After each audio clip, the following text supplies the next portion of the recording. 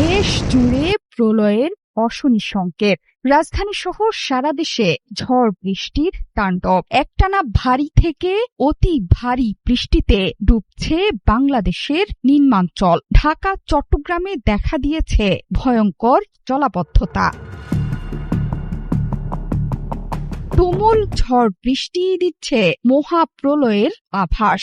মঙ্গলবার থেকে ভারী থেকে অতি ভারী বৃষ্টির থাবায় পড়েছে সারা দেশ। তুমুল জলাবদ্ধতা আর বৃষ্টিতে বিপর্যস্ত জনজীবন। ডুবে গেছে একরের পর একর ফসলি জমি, বিস্তীর্ণ জনপদ। ডুবতে শুরু করেছে দেশের 5 জেলা। মৌলভীবাজার এবং নেত্রকোনায় শুরু হয়েছে প্লাবন। সুনামগঞ্জে গত 24 ঘন্টায় প্রায় সব নদ নদীর পানি বেড়েছে। দ্রুতই তলিয়ে যাচ্ছে হাওর অঞ্চলের ফসল। হুড়মুড়িয়ে বাড়ছে সুরমা, কুশিয়ারা, নলজুর, পাটলাই, জাদুকাটা, খাসিয়ামারা, বোলাই সহ সব নদ নদীর পানি।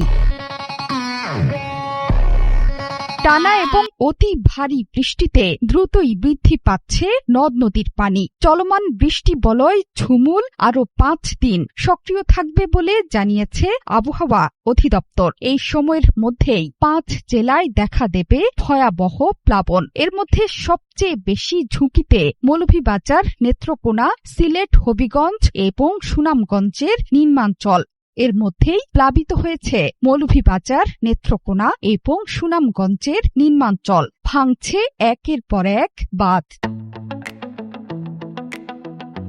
মঙ্গলবারই 96 ঘন্টায় দেশের 8 বিভাগের বিভিন্ন স্থানে ভারী থেকে অতি ভারী বৃষ্টির পূর্বাভাস দেয় আবহাওয়া অধিদপ্তর। সংস্থাটি বলছে 24 ঘন্টায় দেশে সর্বোচ্চ বৃষ্টি হয়েছে কিশোরগঞ্জের নিকলিতে 161 মিলিমিটার। এছাড়া ভোলায় বৃষ্টি হয়েছে 151 মিলিমিটার আর ফেনীতে 148 মিলিমিটার। আগামী 4 মে পর্যন্ত থাকবে তুমুল ঝড় বৃষ্টি।